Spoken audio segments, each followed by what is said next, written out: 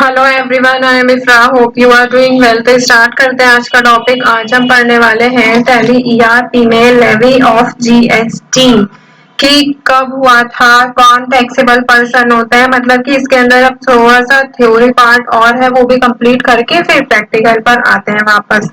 तो आज आपने देखा होगा, पहले मैं बता देती हूँ उससे प्रीवियस सेशंस के बारे में कि आपने क्या क्या कंप्लीट कर लिया है। तो इससे प्रीवियस सेशन में हमने देखा था कि अगर आपको जीएसटी की वेबसाइट पर जाना हो तो उस जीएसटी की वेबसाइट क्या होती है, कैसे उसमें हम लॉगिन कर सकते हैं। अगर आप न्यू यूजर हैं, अभी तक आपने जीएसटी पर एनरोल नहीं किया है, तो वहां पर एक अदर ऑप्शन आता है लॉगिन पर एंटर करते ही कि अगर आप फर्स्ट टाइम यूज कर रहे हैं, लॉगिन कर रहे हैं फर्स्ट टाइम, तो वहां पर आपको कुछ डिटेल्स फिल करनी होती है, यूजर आईडी बनानी होती है, आपको अपना पासवर्ड जो है वो क्रिएट करना होता है, फिर पासवर्ड को रिकन्फर्म करना होता है। देन उसके बाद आपकी मेल आईडी या फिर फोन नंबर पर, दोनों पर आपको एक ओटीपी आता है। जो ओटीपी होता है वो सिर्फ 10 मिनट तक ही वैलिड रहता है। ठीक है, फिर ये लॉगिन वाली बात हो गई। फिर इससे प्रीवियस सेशन में हमने देखा था कि कैसे रजिस्टर करते हैं जीएसटी के अंडर कोई भी पर्सन। तो जीएसटी रजिस्ट्रेशन में अगर आपको करना होगा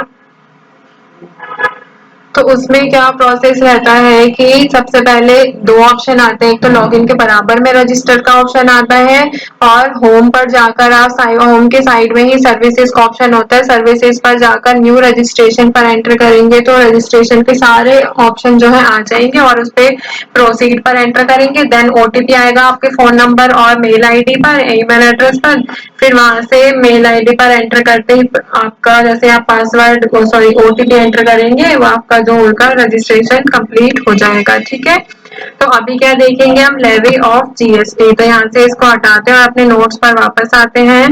ये रही जीएसटी की website www.gst.gov.in।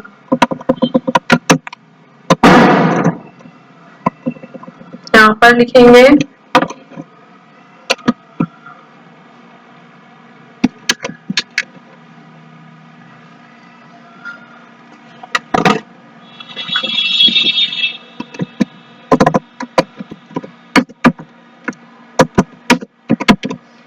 levy of GST। देखिए section 9 under bracket of the under 1 of the income tax act 1995 में क्या बताया गया है, कौन से सेक्शन में, सेक्शन 9 अंडर 1। ठीक है, उसमें बताया गया है कि जीएसटी जो होगा वो, देखिए लेवी मतलब क्या होता है, चार्ज भी बोल सकते हैं अगर आप इजी वर्ड में समझना चाहते हैं। कि जीएसटी शैल बी, यहाँ पे मैं लिख देती हूँ, GST shall be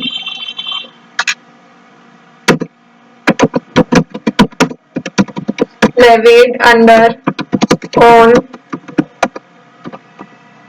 supply of all goods and services on interstate and interstate level. देखिए इंटरस्टेट क्या होता है, जब एक स्टेट से दूसरे स्टेट में सप्लाई होती है, जैसे कि कोलकाता से बोल सकते हैं मुंबई में सप्लाई कर रहे हैं। ठीक है, इंट्रा स्टेट क्या होता है, विद इन स्टेट जब कोई भी गुड्स और सर्विसेज की सप्लाई होती है, तो तब क्या होता है कि इंटर स्टेट लेवल पर वो सप्लाई हो रही है। ठीक है, तो ये कौन से सेक्शन में बताया गया है, यहाँ पे सेक्शन भी लिख देते हैं।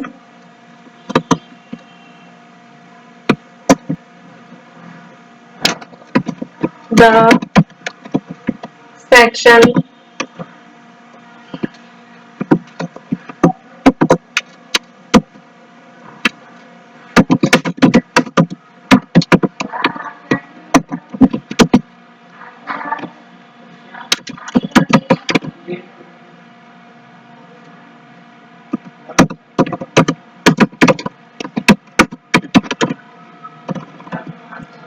ठीक है, ये मैंने आपको बता दिया है, ये इसलिए लिखा है क्योंकि हर उसमें कभी आप कंफ्यूज हो जाए।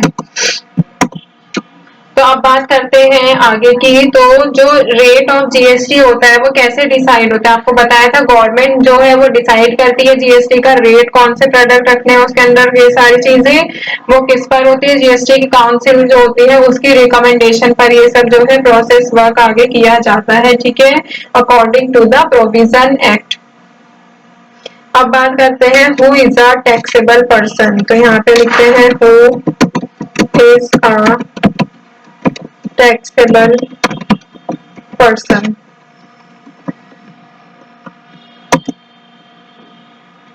तो टैक्सेबल पर्सन मतलब टैक्सेबल से आपको समझ आ रहा है जिसके ऊपर टैक्स लगता हो। तो एनी टैक्सेबल या फिर sorry any person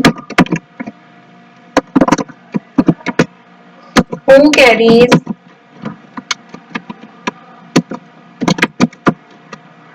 out a business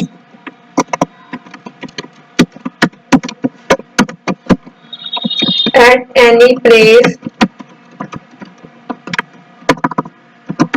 throughout India who is already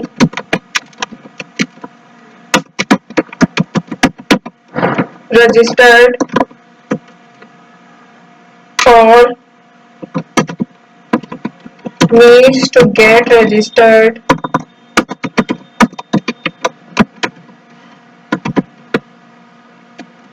under GST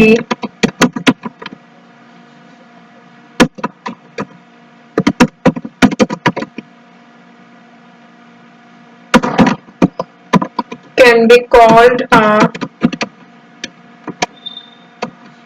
taxable person। तो पहले इसको समझ लेते हैं फिर आगे कंटिन्यू करेंगे। इसमें क्या कहा गया है? कोई भी ऐसा पर्सन जो बिजनेस चलाता हो या फिर उसका बिजनेस कहाँ पे चलाता हो, पूरे इंडिया में उसका कहीं भी बिजनेस हो, या फिर कोई भी ऐसा रजिस्टर्ड पर्सन या फिर जिसको रजिस्टर्ड होने की जरूरत होती है जीएसटी एक्ट में, वो क्या होता है? टैक्सेबल पर्सन होता है। मतलब कि जो भी ऐसा पर्सन होता है जो जीएसटी के अंडर आता है, जिसको टैक्स पे करना होता है, वो होता है टैक्सेबल पर्सन। फिर और लिखते हैं यहाँ पे a person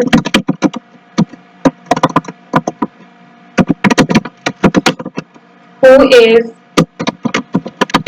engaged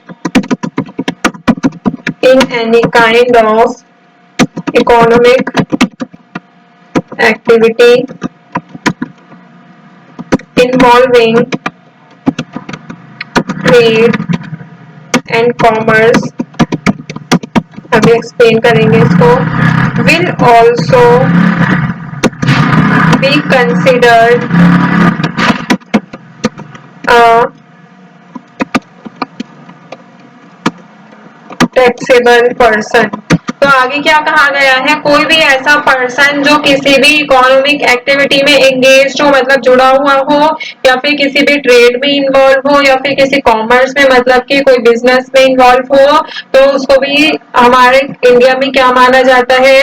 he is also a taxable person. उसको भी टैक्सेबल पर्सन ही कंसिडर किया जाता है। अब मैं यहाँ पे लिख देती हूँ, एक लिस्ट बनवा देती हूँ कि कौन कौन से पर्सन जो है टैक्सेबल होते हैं। तो यहाँ पे लिखते हैं the person in the GST act may include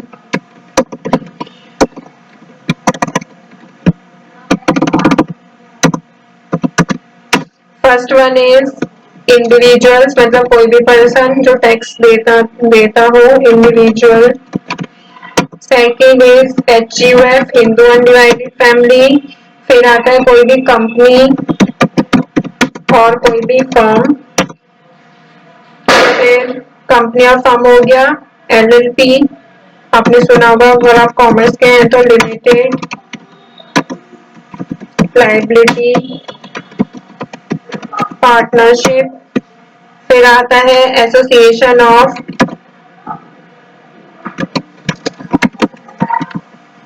persons और बॉडी ऑफ इंडिविजुअल। फिर आता है कॉरपोरेशन या फिर कोई भी गवर्नमेंट कंपनी। फिर आता है बॉडी इनकॉर्पोरेटेड अंडर, ये भी लिख देती हूँ, बॉडी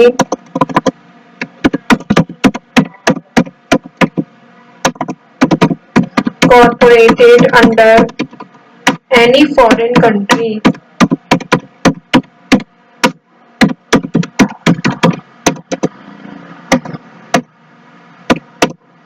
फिर आता है यहाँ पर कोऑपरेटिव सोसाइटी,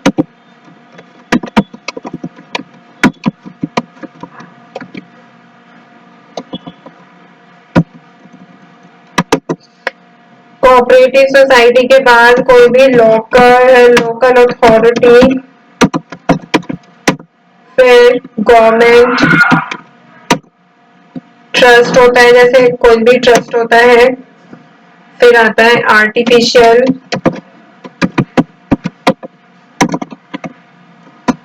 ज्यूरिडिकल पर्सन। तो ये सब क्या होते हैं, टैक्सेबल पर्सन होते हैं। और भी होता है काफी सारे, मतलब जो मेन थे वो मैंने आपको यहाँ पर लिखवा दिए हैं।